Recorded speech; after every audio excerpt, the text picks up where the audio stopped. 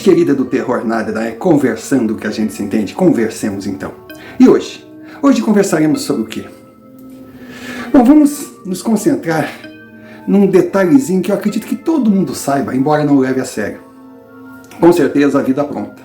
Ela apronta. É muita armadilha, muito obstáculo para a gente superar, mas nós sem dúvida alguma, cooperamos com esse ar meio maquiavélico da vida, porque às vezes, não raramente, a gente se coloca na arapuca, comete um erro e para tentar consertar, acaba cometendo um erro maior ainda. E o relato que você vai assistir agora, espero que assista até o final, preste atenção nos detalhes e vê se consegue dele tirar alguma filigrana que possa te ajudar a alicerçar tua trilha para a evolução, pois afinal, esse é o objetivo do terror Nadna. Porque o Nadna assumidamente tem dúvidas, quer respostas, mas não fica na vala comum do perguntar. Ele quer aprender via experiências vividas por gente igual a ele. Então, o vídeo hoje traz alguns ensinamentos. E eu acredito que de uma forma ou de outra, alguns de vocês poderão se beneficiar. E lógico, na sequência eu vou fazer os pedidos de sempre. É de conhecimento público, consenso, a vida apronta. Ela cria armadilhas e nos coloca obstáculos a serem ultrapassados dia após dia, mas tem um detalhe. Muitas vezes nós cooperamos com ela, pois cometemos erros e para tentar consertá-los, cometemos outros maiores ainda. E é sobre essa sequência de equívocos, esse somatório de tiros no pé, que o relato de hoje irá comentar. Então peço, por vários motivos, que assista o vídeo até o final. Primeiro porque ele é muito interessante e com certeza traz um aprendizado bom, quem sabe seja útil a você, mais um grãozinho de areia para pavimentar o seu caminho para a evolução. E também assista até o final para nos ajudar, porque nós temos metas a alcançar. Metas essas impostas pela plataforma a canais recém-criados. E uma delas, 4.000 horas de visualizações ano. Para canal gigantesco, isso não é nada, mas para nós é um desafio. Então, se você assistir até o final, maior será a minutagem. A outra meta, 1.000 inscritos. Assim poderemos ser monetizados finalmente. Então, se você está aqui, se você é um Nadna, se você tem suas dúvidas, quer respostas, mas não se prende à vala comum do repetir perguntas por saber que esse não é o caminho, e optou por aprender através de experiências vividas de gente iguais a você, iguais a mim, então, se não é inscrito, poxa, inscreva-se, nos ajude. Deixe o seu like, participe, comente, compartilhe. E se achar que deve e a gente merece, então envia-nos um Pix, qualquer valor. O trocadinho para você no somatório será de grande ajuda para nós. Também quero agradecer o apoio que temos recebido em todos os sentidos. Palavras de incentivo, gente elogiando, gente criticando, gente dando sugestão, é isso que a gente quer. E principalmente aqueles que enviam seus relatos via e-mail, porque esses relatos são o oxigênio que move a engrenagem.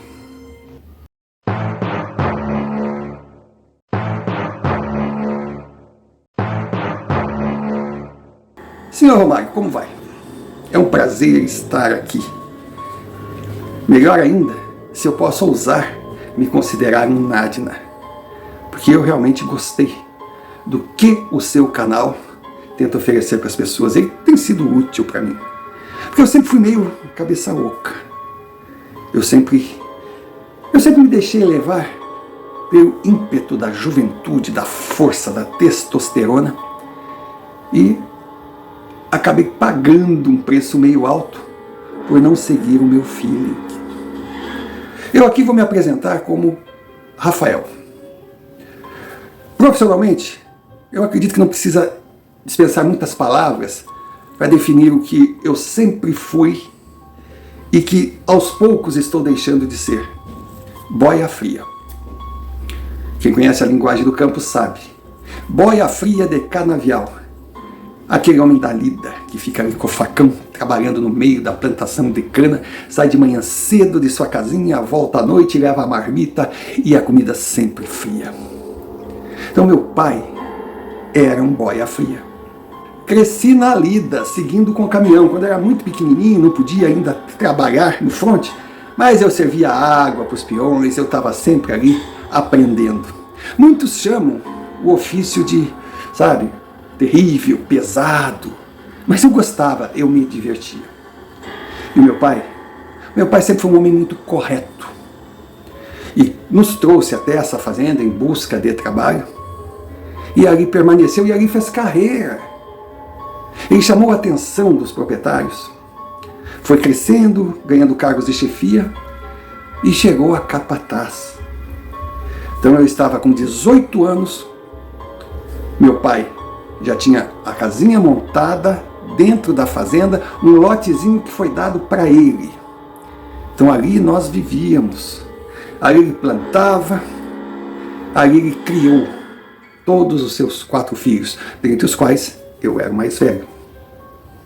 Eu na época, estou falando de 2009, não era mais boia fria, também estava crescendo, fazendo carreira. Meu pai empolgado, mas eu no fundo, eu queria outra vida para mim, nada contra a fazenda, mas eu queria conhecer o mundo, eu queria, não sabia exatamente o que, mas queria.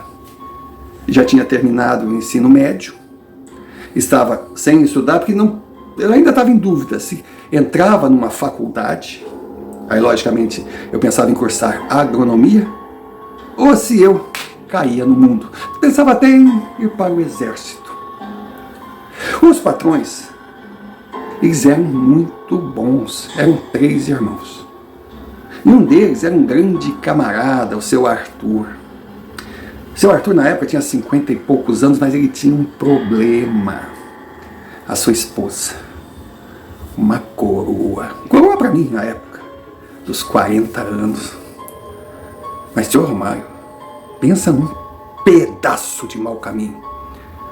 Quando aquela mulher chegava perto de mim, tudo no meu corpo mexia e ela me olhava assim, de um jeito do tipo assim, eu vou te pegar. Claro que eu pensava, que era imaginação minha. O que uma mulher daquelas fina, tão elegante, linda, casada com um dos maiores fazendeiros da região, ia querer com um peão que nem eu. Só que eu não tinha espelho em casa e hoje eu sei. Dentro dos meus 1,82 m, ela era linda, mas eu para feio não servia. E senhor Romário, um dia já no final da lida, eu estava ali recolhendo as tralhas, o caminhão já tinha ido embora, eu como era responsável por aquela área, era o último a sair. Nisso encosta o jipe com aquela coisa. Ela estava, sabe, numa sainha solta no corpo, uma sainha solta. Sainha que só falta estar escrito assim na testa, pronta para o abate.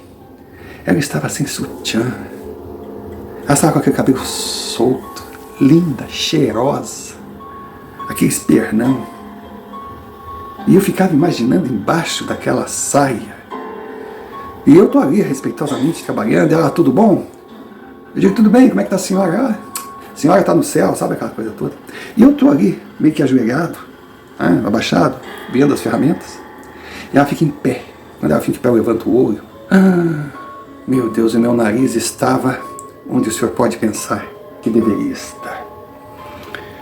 Senhor Romário, arrepiou até os mais íntimos cabelinhos no meu corpo, aqueles que ficam escondidos no entrepernas traseiro.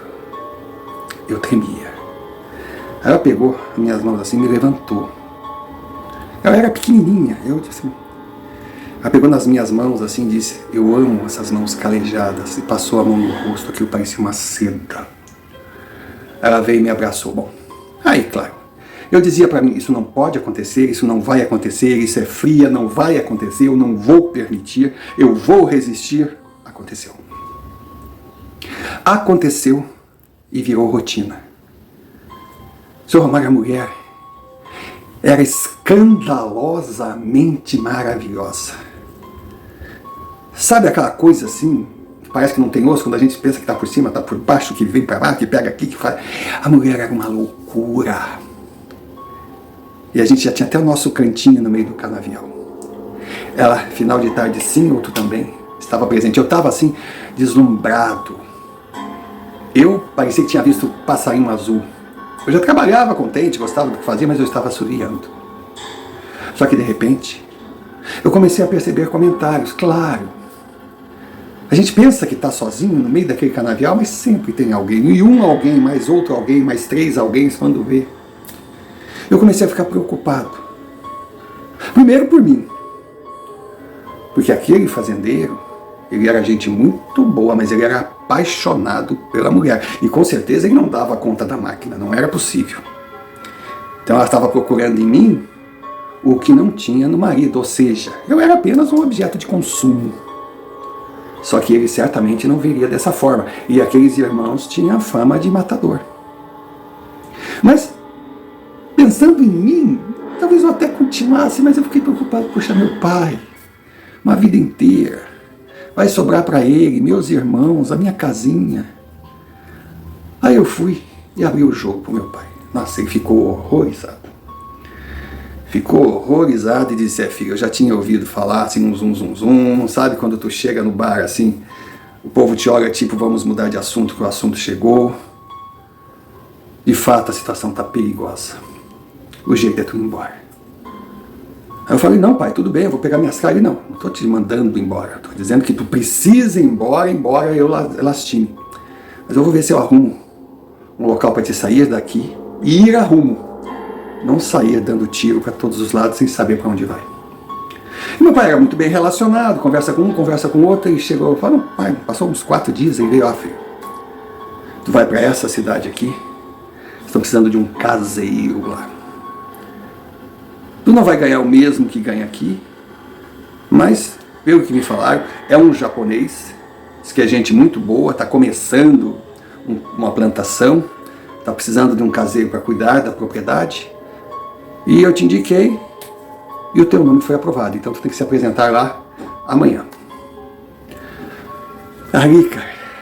Ali deu aquela tristeza, aquela angústia, sabe? Deixar a casa que eu, poxa, morri a vida toda ali, deixar meus amigos, deixar meu trabalho, deixar aquela potranca, o que seria do meu pôr do sol sem o canavial?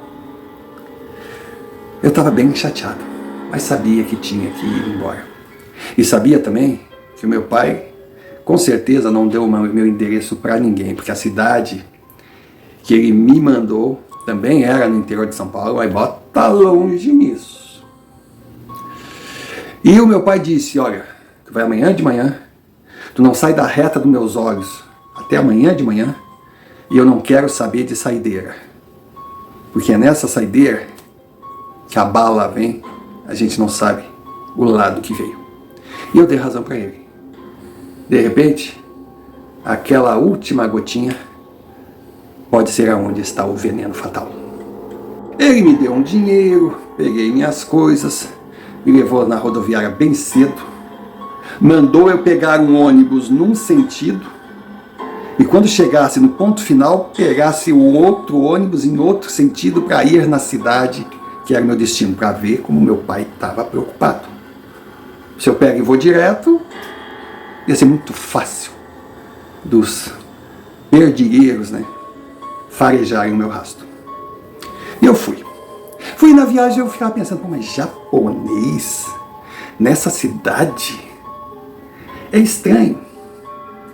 Porque, claro, todo o estado de São Paulo tinha um pouquinho de japonês aqui, um pouquinho de japonês ali, mas aquela região ali não era de japonês. Tinha outras que tinham a colônia.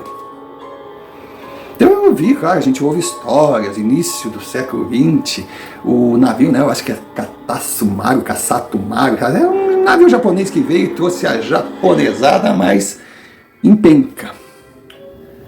E a maior parte dela foi ali chegou em Santos e foi ali pro Vale do Ribeira, Registro, Jacupiranga, meio que subindo para Sorocaba, aquela região do Vale do Ribeira.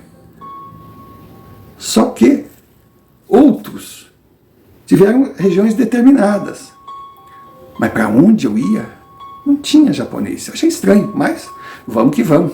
Seja japonês, seja turco, seja o que for, que não tenha uma mulher deliciosa para vir atazanar, porque eu não era de ferro, né? Chegando na tal fazenda, eu olhei. Não é uma fazenda.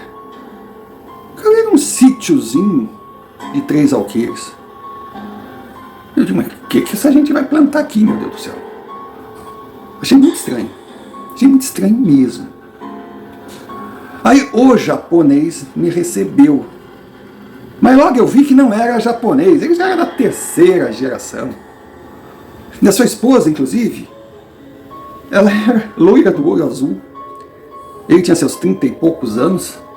A sua esposa devia ter mais ou menos a mesma idade, mas graças a Deus, quando eu olhei para os olhos dela, eu enxerguei uma esposa. E não uma gata faminta. Eu digo, bom, aqui eu vou ter sossego. E outra coisa engraçada, a tal fazenda, o sítio, nem cerca tinha. Era apenas um campo, uma subida de morros, sabe? Tinha um córrego no meio. E tinha assim o que sobrou de uma construção aqui, o que sobrou, mas tinha abandonada. Foi quando o homem me falou: estou precisando de um caseiro. A sua função aqui será proteger a propriedade. O senhor vai morar aqui. Quando eu olhei, o terreno vazio. Eu pensei, basta árvore ou em barraca? Aqui, perto da sua casa, vai ser o galpão das ferramentas, onde nós vamos guardar o que mais tem valor. Pode ver, tem a entrada, porque a entrada vai ser aqui. Tudo vai ser. Eu digo, aqui não tinha nada. Aí ele falou, olha, tem muito trabalho para ser feito, mas fique tranquilo que esse trabalho não será responsabilidade sua. Eu contratei um homem igualmente forte, mais forte que o senhor, para fazer todo esse trabalho e preparar tudo para que eu comece o meu plantio. Aí eu digo assim, mal me pergunto, meu senhor, o que o senhor vai plantar aqui? Deu vontade de perguntar aqui nesse meio centímetro de terra. Ele olhou, aqui terá uma plantação de morangos. Bom, aí eu fiquei mais confuso ainda, né? Porque eu sabia que morango era mais para a região de Atibaia, sabe? Ali perto de Campinas, que ali que estava japonesada. O que esse japonês estava fazendo? Perdido, longe da sua gente, e para plantar morango, que por não ser o forte da região, tudo era mais difícil. Mas combinamos o salário, era muito bom. E aí ele disse que nos primeiros dias, enquanto a minha casa não estivesse pronta, eu poderia ficar hospedado na cidade, que era perto. Era um sítio relativamente perto da cidade. Eu tinha uma bicicleta e eu poderia, ele me arrumou um cantinho lá, uma casinha, como também a casinha onde iriam ficar os outros que chegavam para trabalhar. Bom, aí eu conheci o outro. Senhor Romário. Betão. Bom, o nome já diz. Pensa num homem grande. Eu já disse, eu para pequeno, panenico não servia. Mas ele me chamava de pigmeu. Aí pensa num armário. Os braços, aquela coisa assim. O cara era uma ignorância de fisionomia, mas muito gente boa, sabe aquele Huguinho? Mas não era de brincadeira, não. Era um homem sério. E tinha jeito de trabalhador. Betão. Betão trouxe mais 2 ajudantes. E eles seriam o responsável para montar todo o teatro. Aí, claro, como eu não era homem de ficar de braço cruzado olhando, eu falei pro japonês, poxa, mas eu não vou ficar aqui, sabe? Por enquanto é terra vazia, eu não tenho que cuidar, coisa, então eu pego na lida também. O homem gostou, você quer pegar? Eu digo, não, eu gosto de trabalhar. Não, então eu lhe dou mais tanto. Eu digo, o senhor é que sabe, eu já tenho meu salário, se eu quiser dar, eu acho que eu não vou negar. Vamos pegar no meu. E a coisa foi. Senhor Romário,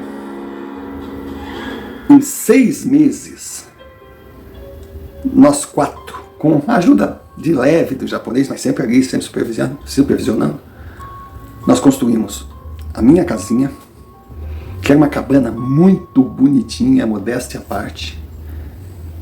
Ela era toda de pedra.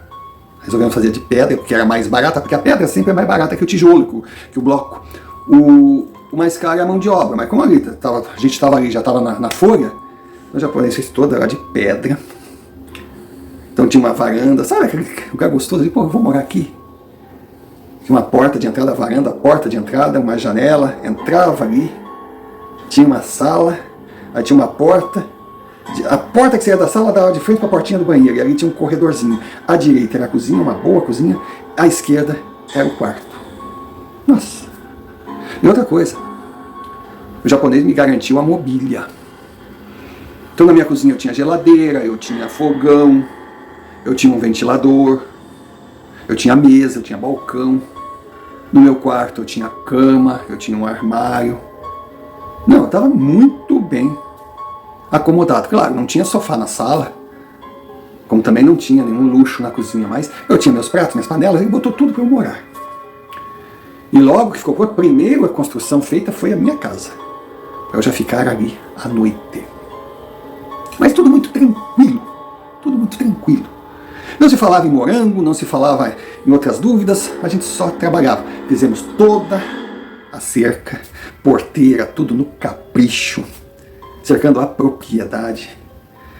Fizemos o galpão perto da minha casa, como ele falou, era impressionante. O dia que eu cheguei ali, o japonês me pintou o quadro, ele tinha tudo na cabeça, era exatamente aquilo ali, ele estava muito feliz. Então tinha o galpão. E nos fundos, bem na parte do fundo, de uma casa, a gente construiu a casa, que seria aonde o japonês ficaria. E se a sua esposa e seus filhos quisessem ficar com ele ali alguns dias, até poderiam, porque na verdade a sua família permanecia na cidade, porque os meninos estudavam, a sua esposa trabalhava, enfim, é uma família muito legal, uma coisa. Aí quando a coisa foi tomando forma, foi que o japonês começou, bom, então agora nós vamos começar a plantar, a pensar no que nos trouxe aqui, né, que até agora só botamos dinheiro, preciso recuperar o investimento, vamos partir para o plantio. Agora é claro que no plantio eu já estava fora, eu só faria a segurança. Os outros dois homens já tinham sido dispensados. Só ficou Betão, o japonês, e eu. Por quando sabe, a curiosidade da gente começa a pegar. Aí eu não conseguia entender como é que ia plantar o morango, como é que se plantava morango, que honestamente nem da fruta eu gostava muito. Sabe, achava uma fruta meio adocicada, uma fruta meio boiola. Não gostava muito não. Mas aí eu perguntei, caí na asneira um dia de perguntar, de demonstrar interesse. Meu Deus do céu, esse japonês começou a me explicar. Olha, seu Romário, eu ouvia. Algumas coisas eu guardei, até vou tentar transmitir aqui para fazer um pouco de sentido o meu relato. Mas outras foram, porque era muito detalhe. Então o japonês começou a me explicar. Tinha investido um bom dinheiro e, lógico, a pressa era grande de plantar, colher e recuperar o capital. Eu, muito jovem, sem entender nada de morango, até mesmo vou dizer, não gostava muito da fruta, eu achei o terreno pequeno, acostumado com aquelas terras gigantescas em todo tipo de cultivo. O japonês, ele dava risada, e ele dizia que o morango era diferente, por isso se tornava especial e um produto bem recebido no mercado em qualquer país. Curioso, eu tentava tirar do meu patrão informações. Ele, muito falante, orgulhoso, acreditando no seu investimento, acreditando numa nova chance, já que até então trabalhava apenas de empregado, fazia questão de explicar. Eu ficava assim, boquiaberto. O cara sabia muito do assunto. Pelo menos assim eu pensava, por não conhecer absolutamente nada. Seu Romário, aquilo tudo era muito estranho. Eu era filho de agricultor, tinha sido criado em fazenda, sítio, mas morango era diferente de tudo. E o pior, que ele ficava falando que para aplicar o calcário, para elevar a saturação por base a 80% e o teor de magnésio a um mínimo de 9 milímetros por decímetro cúbico, sei lá eu o que era aquilo. E a adubação? Ele dizia que não podia fugir da adubação orgânica, que e tinha que utilizar de 15 a 30 toneladas hectare de esterco puro de galinha. Haja merda aí, com detalhe, não é qualquer galinha não, tinha que ser galinha poedeira. As maiores quantidades para solos arenosos. Bom, para completar, a terra tinha que ser fértil e arenosa. O esterco deveria ser aplicado em mistura com os adubos minerais de plantio 25 a 30 dias antes do transporte das mudas nos canteiros da produção. Gente, olha, era bonito, mas para mim, grego. Essa coisa de mineral de cobertura, aplicar 180 quilos por hectare, 90 quilos por hectare, deve ser parcelado em 6 aplicações espaçadas de um mês a partir do plantio das mudas. Para foliar, sugeria que também tinha que 4 aplicações de soluções de ureia, 5 gramas litro, uma vez por semana a partir do plantio. E que era recomendar também a aplicação de solução de micronutrientes. Deixa pra lá, seu Romário. O que eu entendi é que tinha que ter boro, zinco, cobre e tinha que aplicar a cada 3 semanas. Além disso, na fase de frutificação, seria vantajoso o uso de potássio na forma de sulfato e cálcio via foliar para melhor firmeza dos frutos. Olha, eu dava graças a Deus que eu não ia participar daquilo, porque senão eu ia ter que terminar o meu primeiro grau e entrar numa faculdade. Era muito complicado. O que eu achei engraçado também é que ele disse que quem planta pode optar em plantar em canteiro ou em cano PVC. E ele ia optar pelos canteiros, para mim era normal. Aí, pasme, diz que tinha nos canteiros que tem um espaçamento entre 25 a 30 centímetros. Será que ele vai com uma régua lá? Já nos canos, podia deixar espaços de 15 centímetros entre aberturas, mas tudo bem, ganhava em número de mudas plantadas, mas tinha que pagar o cano. Aquilo era muito complicado. Eu poderia ficar aqui me estendendo, Sr. Romário, falando tudo o que ele me disse durante essa semana. Sempre tinha uma coisa nova para aprender. Não vou fazer para o vídeo não ficar muito longo e também que eu não lembro da metade. O que me chamava a atenção era outro detalhe. Por que a terra tinha sido tão barata e por que aquele local estava abandonado há décadas. E também porque a pressa dele, porque segundo eu sabia, morango colhe o ano todo, apesar que tem uma época de uma safra maior. E ele requer proteção, cobertura. Então é complicado, mas ele tinha pressa, parecia que ele estava com medo de alguma coisa. E esse parecia que ele estava com medo me deixava amedrontado. Afinal, eu não estava sendo contratado para ser o homem o ajudante para o plantio. Eu não precisava entender nada de morango. Eu era apenas o caseiro responsável pela segurança. Mas eu iria defender a propriedade exatamente do quê? Essa era a pergunta. O senhor não tem noção de como eu me segurava lembrando do que o meu pai me falava. Filho, tu de boca fechada é muito bom de serviço, mas abriu a boca, pergunta demais e se mete onde não deve. Caramba, ser curioso é uma coisa, ser entrão é outra. Fica no teu lugar. Já fritava meus miolos quando eu estava sozinho com o japonês. Pior ainda é quando o Betão estava junto. Porque, porra, ele entendia tudo. Os dois conversando ali, e eu totalmente fora. Sabe quando a gente se sente um analfabeto? Eu digo, caramba, só eu que sou burro e não sei do que eles estão falando? Em que mundo eu vivi até hoje? E o tempo foi passando, ele preparando o local onde seria a plantação, me explicando cada passo. Parecia que ele queria que eu soubesse do ofício. Quem sabe ele tivesse planos para mim, porque depois que eu vi o projeto que ele fez de cabeça e do jeito que estava ficando o sítio, eu digo, esse homem pensa sempre um lance à frente. Mas foi quando eu tive a curiosidade de saber o que ele estava fazendo ali, porque ele também não era da cidade. Ele também no início teve dificuldade, morou numa casinha alugada, foi difícil arrumar escola para os filhos, foi difícil da sua esposa conseguir trabalho. Ele investiu todo o dinheiro dele. Exatamente por que ele estava ali, de onde ele era, de onde ele era. Aí eu fui saber que ele tinha vindo de uma região que plantava morangos.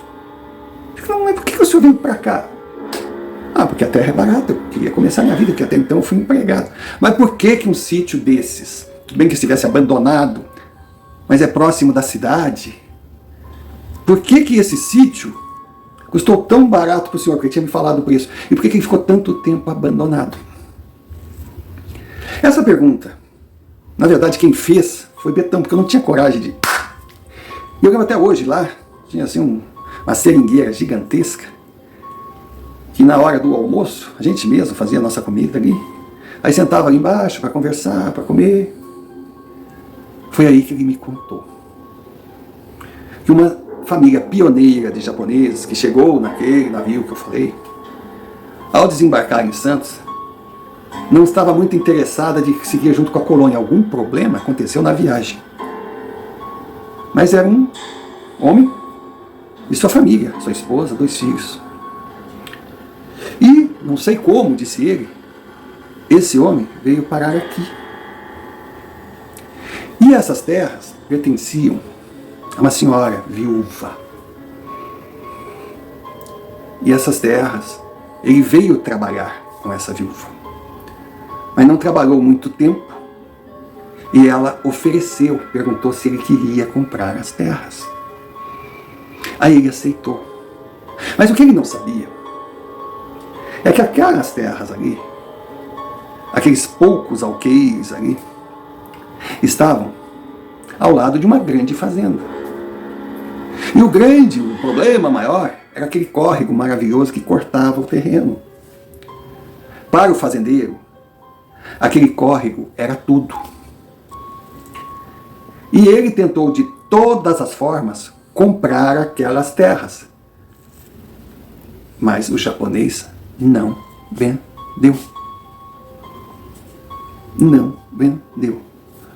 Mas o proprietário não vendia.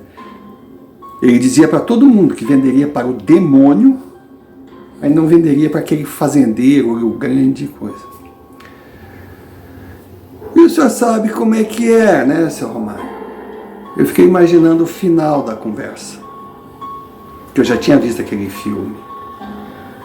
Um sitiante pequeno, um fazendeiro poderoso, querendo suas terras, pagando acima do preço, ele bate pé que não quer vender, a coisa vira pessoal e pá!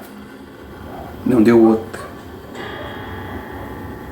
Esse japonês foi encontrado morto. E é claro que ninguém duvidou que não foi de morte morrida, foi de morte matada. E ainda eu acho que por um sadismo, ele foi encontrado morto dentro do córrego.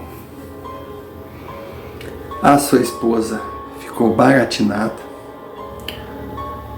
O corpo do japonês nem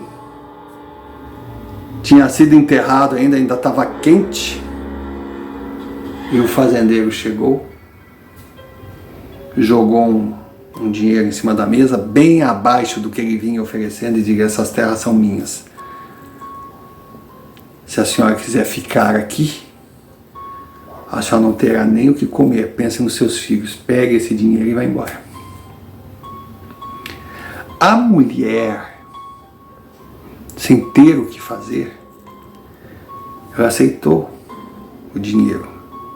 Mas antes de sair, ela olhou para o fazendeiro e disse: seu excomungado, a raiva de um inimigo às vezes passa, às vezes a gente supera, às vezes a gente se dá mal, mas ela não é definitiva. Agora, a mágoa de uma mulher que perdeu o pai dos seus filhos, que foi expulsa da sua casa e não sabe para onde ir com sua família, essa vai lhe acompanhar para o resto da vida. O senhor pode ter certeza, aqui nessa terra, nada mais, mas nada mais irá ter uma safra. O homem deu com as costas, sai daí, sua bruxa, lá pro inferno, vem lá do outro lado do mundo, falando desse jeito esquisito aí pra rogar praga. Bom, pega essa merda e olha, eu ia te dar uns dias pra ficar aqui nas minhas terras, mas não. Olha, tu tem até final da semana e desaparece antes que eu perca a minha paciência e não queira te dar esse dinheiro que eu posso me arrepender, eu não preciso dar, eu tô dando porque eu sou um homem de bom coração. Diz que a mulher foi embora e depois daquele dia, esse pedaço de terra aqui que cerca essa árvore maravilhosa, dizia o meu patrão, seu Romário, nunca mais deu absolutamente nada. E aqueles que tentavam plantar venham vultos rodando pela terra. Aí Betão morreu de rir. Nossa, mas que gente besta. Se eu soubesse de um pedaço de terra desses, o preço que o senhor pagou, eu seria o dono. Mas eu disse, mas Betão, mas tem uma maldição. Maldição? Olha aqui, ó. Bateu na... Tá aqui a maldição. Eu vou plantar, eu vou colher. E para evitar, só que arranque meus 2 braços, mas olha aqui, ó. Aí eu olhei pro meu patrão, ele embora já tivesse toda a ginga de brasileiro por ser mestiço, ele não tinha tanta certeza. Inclusive quando o Betão saiu dando risada, olha só, meu Deus do céu, isso aqui vai nascer morango até nos telhados das casas, ou eu não me chamo mais Betão. Mas parece que ele ficou irritado com a coisa. Não, que ele não acreditava em nada. Aí eu olhei para o patrão e aí, o que o senhor acha? Ele disse, olha Rafael, eu não sei nem o que achar, só peço a Deus que essa maldição não caia sobre mim, porque eu não fiz nada. Eu só quero tocar a minha vida como aquela senhora queria. Eu só quero plantar os meus morangos. Aí eu fiquei pensando, e aí? Você vê, né? Nós estamos aqui há tanto tempo, nunca vimos nada demais, nunca vimos nada diferente. Vai ver que isso é uma lenda urbana ou quem sabe a maldição já foi embora. Porque o tal do fazendeiro já tinha morrido há muitos anos, a sua família já tinha vendido todas as terras em volta, só não aquela, porque aquela ali ninguém comprava. Então não tinha mais porquê. E começamos o plantio do jeito que o japonês, que o meu patrão, que eu tô com medo de ficar confuso, porque é tanto japonês, né? É por isso que eles nos chamam aqui de gaijin.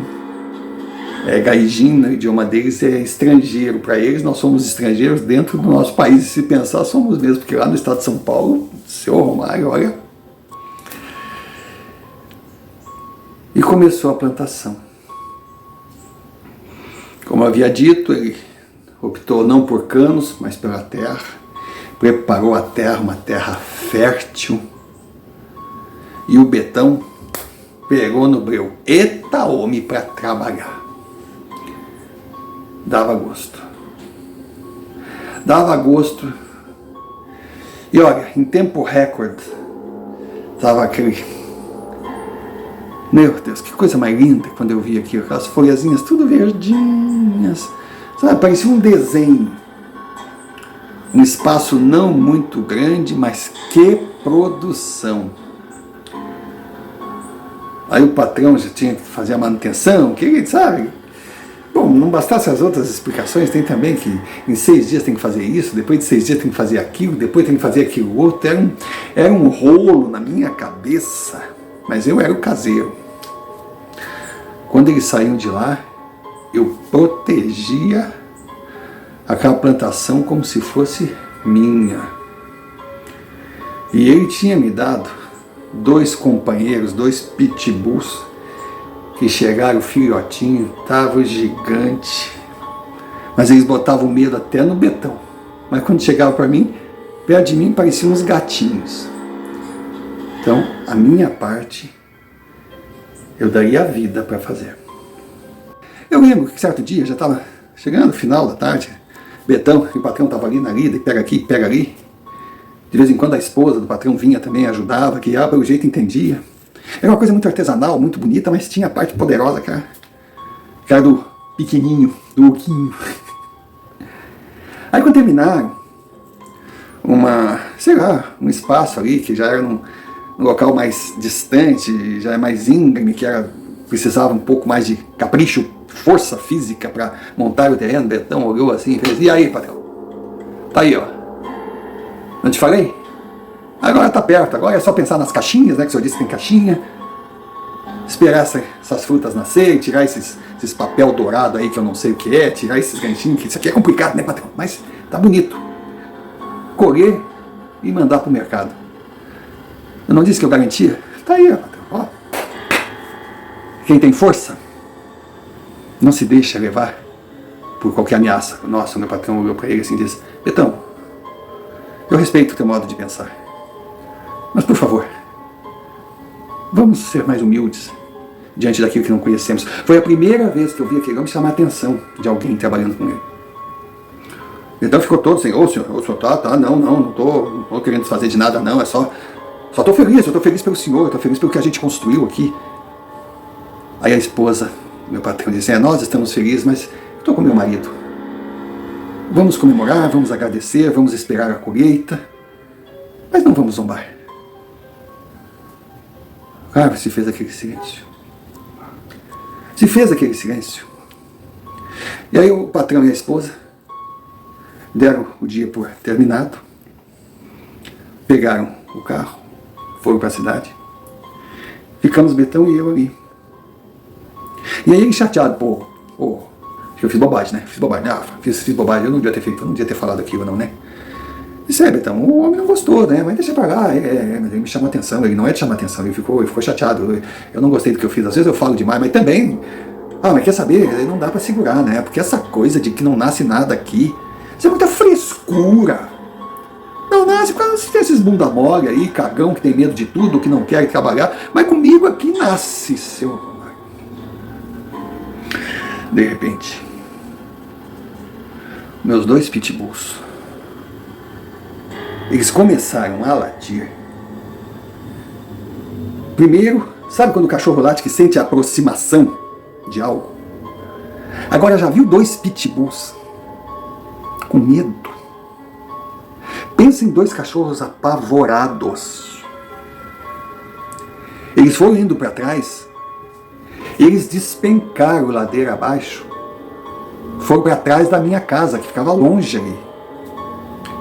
E nós começamos a ver, que era ali por 6 e pouca da tarde, já ia anoitecer, mas começou a anoitecer de repente. E as árvores começaram como se tivesse uma ventania. Eu olhei aquilo, digo: o que está acontecendo? E começou a vir um som. Sabe, seu Romário, aquele som assim do...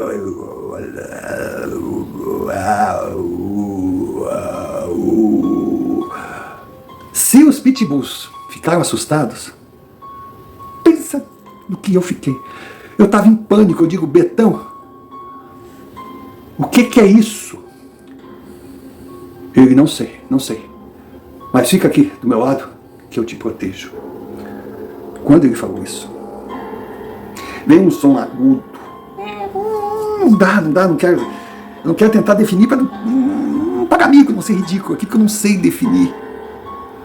Parecia que tudo estava tremendo, nós começamos a gelar, e aí eu vi, indo do alto, assim do fundo, sobre a plantação, umas figuras negras, umas figuras não identificadas, pareciam sombras, pareciam seres, elas não tinham assim, um formato definido de corpo, mas os olhos dava para enxergar, e eram olhos terríveis. Quando aquilo apareceu assim, eu digo: o que é isso? Quando falou o que é isso, eu voei. Sabe quando a gente parece que ganha uma porrada no peito, assim? Puff! Eu voei e apaguei. Seu Romário, eu acordei um tempo depois. Estava tudo normal, escuro, mas normal. Mas nós já tínhamos colocado luz elétrica no local. Então tinha um poste aqui, um poste ali, estava escuro. Mas no caminho para minha casa tinha uma lâmpada na frente, o galpão também tinha algumas lâmpadas. E na trilha ali, dava luz, a gente enxergava. Eu acordei, mas sabe quando a gente levanta assim, eu não conseguia me mexer com ele, mas nem quando tu leva uma surra.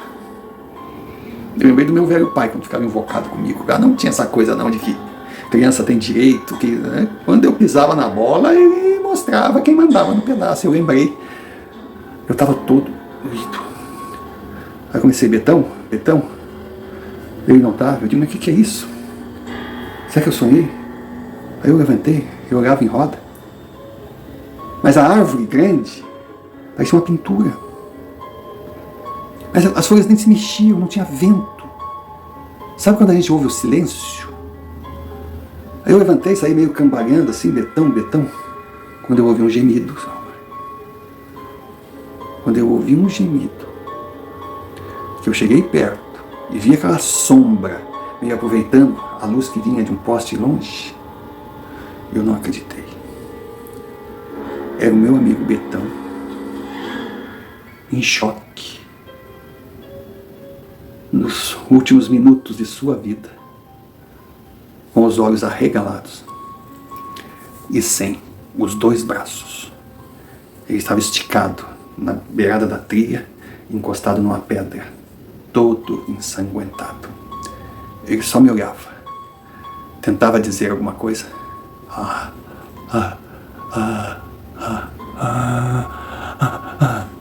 mas não saiu nada. Eu, sem saber o que fazer, tentei pegá-lo, acomodá-lo melhor. Mas quando eu toquei nele, olha, ele só fez assim.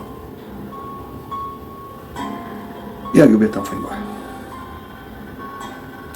Eu não pensei em mais nada, eu corri, peguei a bicicleta, pedalei numa velocidade olímpica, cheguei na casa do patrão, expliquei tudo. Ele veio polícia, veio todo mundo. Fizeram, olharam para cima, para baixo e coisa. Não tinha explicação. Eu, honestamente, eu pensei, depois que eu avisei, pedalar embora, porque ia correr tudo para cima de mim. Com certeza, eu seria o suspeito. Mas ninguém ali presente, nem os peritos, nem os guardas, ninguém, sequer desconfiou de mim, porque era impossível alguém fazer aquilo com o Betão, pelo menos uma pessoa só. Ninguém conseguia explicar. Realmente ninguém podia explicar o que tinha acontecido. Lógico, teve todo um processo, teve toda uma investigação. Eu era o principal suspeito, mas não se chegou, sabe, a conclusão nenhuma. Não tinha, apesar de eu estar todo machucado ali, que desse a impressão de ser briga, e que de repente na briga eu podia ter dado uma martelada nele, podia ter cortado, mas não era cortada, que os braços dele foram arrancados. É uma cena muito forte. Finalmente, os responsáveis pela investigação deram o caso como não solucionado. E eles não tinham como me acusar. Não tinham. E o meu próprio patrão me ajudou muito como advogado, porque ele acreditava na minha versão. E o principal de tudo, senhor Romário, é que aquela primeira safra foi acima do que a gente esperava. E o japonês que me contratou ganhou muito dinheiro para conseguir, dinheiro suficiente para conseguir recuperar um pouco do que tinha investido e continuar no seu trabalho. O seu empreendimento foi um sucesso. Com o tempo ele pôde comprar algumas terras ao lado, ele fez a sua produtividade crescer, não virou um mega, não, mas vivia muito bem. Depois, inclusive, deixou o morango de lado, partiu para outras culturas que ele achou que seriam mais vantajosas. E eu trabalhei com aquele homem por 12 anos. E para mim ficou claro que a maldição, conforme a gente imaginava, realmente tinha acabado.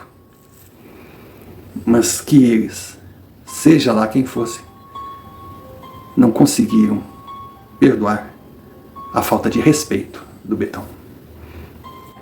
Eu estava feliz e mais calmo. Calmo por não ter sobrado para mim, não ter respingado em mim nada com relação àquela morte violenta de Betão. E feliz pela confiança que o meu empregador demonstrou. Ele sempre ficou do meu lado, nunca duvidou da minha palavra. Aí, eu não sou muito de ficar bajulando o patrão, não, de ficar agradecendo, mas eu me vi na obrigação de falar com ele a respeito. Ele me olhou, simplesmente encarou olho no olho e disse: eu não tinha como duvidar.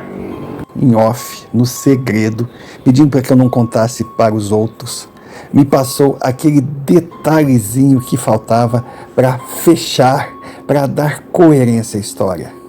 O seu nome era Carlos Yamamura. E o homem que foi assassinado na beira do riacho, que deixou esposa e filhos, se chamava Yoshio Yamamura, o seu bisavô. Ao me revelar esse pequeno detalhe, eu comecei a ouvir um som ao redor. É algo tipo uma máquina. Era uma trilha sonora meio que macabra. E a impressão que dava é que só eu escutava esse som. Carlos Yamamura estava ali não por acaso. Ele veio tomar posse do que pertencia à sua família e cumprir uma promessa feita ao seu bisavô, homem que não conheceu, mas respeitava pela história. Compromisso para nós aqui do Ocidente difícil de entender, mas o oriental sabe. Fazia parte do que ele chamava do seu Bushido, um código de honra que vale mais que a própria vida. Com aquele homem aprendi a conhecer o verdadeiro sentido de honra, não interessava que ele era da terceira, quarta ou quinta geração e que jamais pisara no Japão. Ele carregava nas veias o sangue samurai e sem ele o seu existir não teria sentido.